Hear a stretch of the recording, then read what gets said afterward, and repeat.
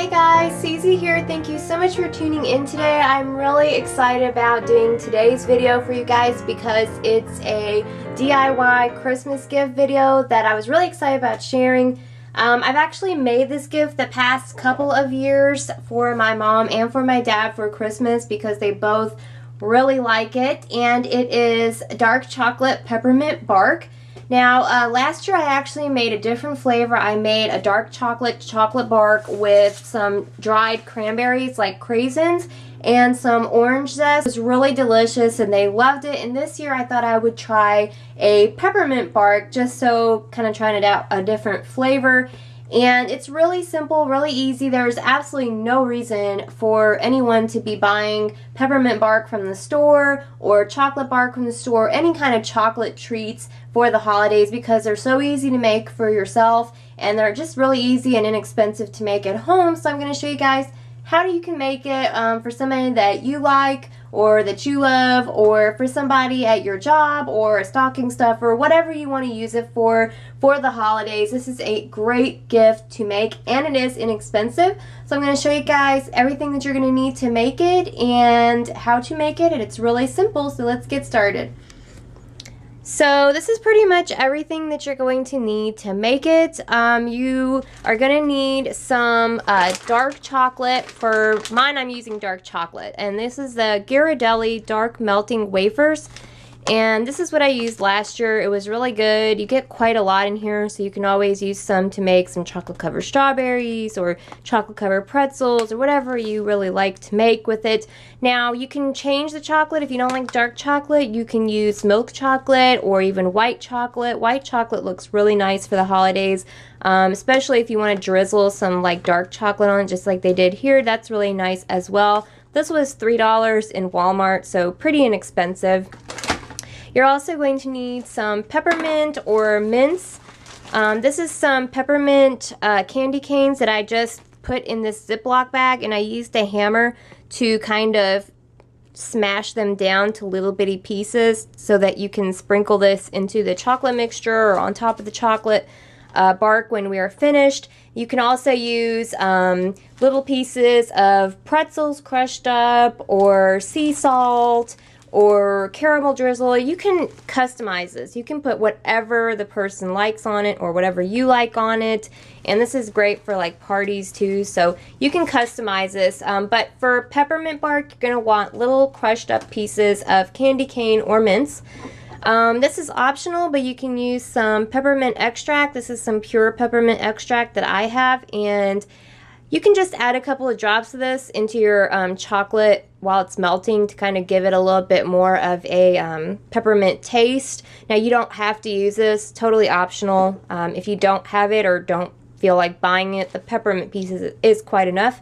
You're going to need a wooden spoon to mix your mixture with, and you're going to need something to put it in. So this is a cute little Christmas decorative tin that I got from Dollar General, just big enough to put some chocolate bark, and it was just $1, so really inexpensive, cute. You can just put a ribbon on it and put it under the tree. And then you're going to need a tray. This is just a metal tray that I've put a piece of foil on. You can also use a piece of wax paper. I just didn't have any, so this piece of foil is going to have to do. And this is where we're going to pour our mixture out onto. And then when you're melting chocolate, you want to melt it at the lowest possible heat possible, and you don't want to melt it directly on the heat source. So I just have a saucepan that I've got about halfway filled with water, and I'm going to put this metal bowl on top, and that's what I'm going to mix it in. So I'm going to start off by, first of all, putting my oven on the absolute lowest possible heat setting. This is just warm. This is like #1 on most people's ovens. I have like this ancient crazy 50s oven, so yeah, this is just what came in my apartment. But anywho, I'm just gonna put it on warm, and you just want to have it on the lowest possible heat setting possible. And then I'm going to take my chocolate and I'm going to just pour this in the bowl. So taking my Ghirardelli chocolate, opening it up. It smells really good. It's just like little wafers in there. And then it depends on how much you want to make, but you just want to pour pour out as much as you want to make. So I'm just going to pour out the whole bag because I don't really, you know, want to make a tiny bit. I want to make a whole bunch, and that's just what it looks like. So they're going to start dissolving and kind of melting down. It just takes a little while. Now, I am going to give you guys a little bit of a tip, and that is make sure you stir constantly. And I mean, stay and like every 2 minutes you need to stir, especially when it starts really melting down. You need to stir every few minutes because your chocolate pieces will burn and it's just going to become a big nasty mess. So the first thing we're just going to do is we're going to let that sit there and melt, and once it starts melting down a little bit, I am going to add a couple of drops of peppermint extract, but for now I'm just going to let it go. So I will catch you guys in just a few minutes once it starts melting down, and I'll show you what it looks like.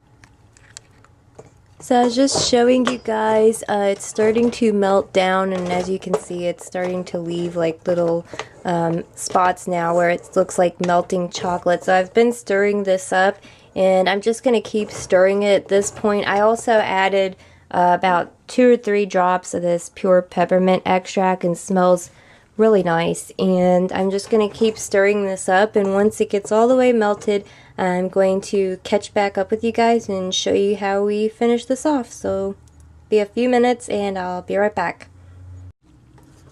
So it's just about done. As you guys can see, it's almost fully melted, and once you get all the big clumps of chocolate out, it's been totally melted. That's when we're going to pour it out. So I'm just going to finish stirring this up because there's still a couple of little clumps and things in there, but they're just about done, and then I'm going to show you guys how we are going to pour it out. Yep, it's just about done. So I'm just going to set this over here.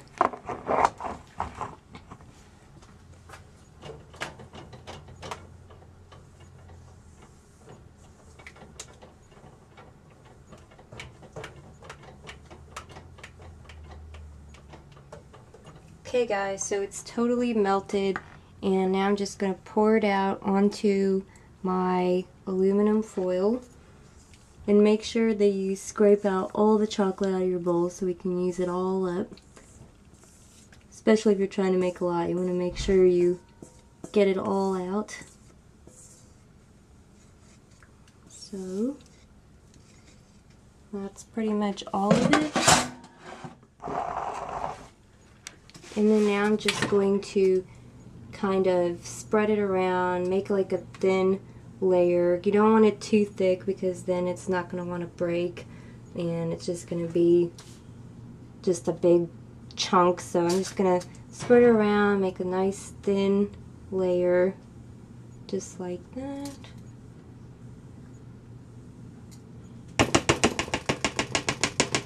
Okay. And if you want, you can scrape that off, but I'm just going to kind of leave it for now. And then now I'm going to take my peppermint pieces. And you can use your hand or use a spoon. I might actually get a spoon, it might be easier. So I'm just going to grab my spoon, get some of the peppermint pieces, and just sprinkle it all around onto our chocolate, and just make sure you get a good layer of it.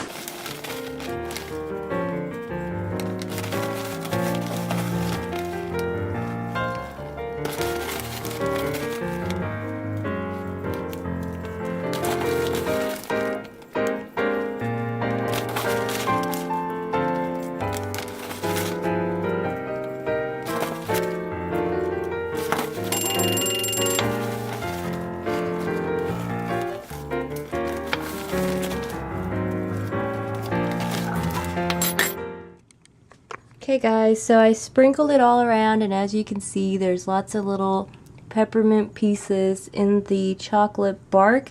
And now the next thing we're going to do is we're going to take this and put it in our refrigerator. So I've got to try to make an empty spot because there's so much stuff in here.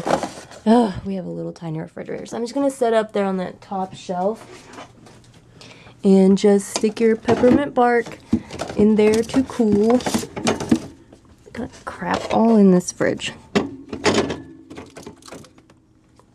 Okay, so I just set my peppermint bark in the fridge and just shut the door. And we're gonna leave our peppermint bark in there for probably overnight, I think would be best. You wanna leave it in there for a few hours at least, but until the chocolate becomes firm, crunchy, and the bark breaks, that's when you know that your bark is finished. And then all you have to do is just get some nice little like foil paper, or if you want to use like a dessert paper or some wax paper, put it in your little box, and then break your little pieces of chocolate bark up into little bite-sized type pieces, or even kind of bigger pieces, and just stick it in your little tin, put a ribbon on it, and that's pretty much it. That's all there is to it. So you just melt your chocolate down, add your favorite toppings, and then you want to refrigerate it overnight. I'm going to leave mine in there overnight, and tomorrow I'm just going to break up the pieces and I'm going to put it in my tin. I hope that you'll try it out this Christmas, and I know that whoever I make it for always enjoys it, so I'm sure that it's going to be a hit wherever you may bring it or whoever you may bring it to. And I would love to know if you guys try this out. Let me know if you've made something like this, or if you're planning on making this year, or if you're going to try this out and how it went for you. So thanks so much for watching, guys, and I hope you'll try this out. Catch you in the next one. Bye!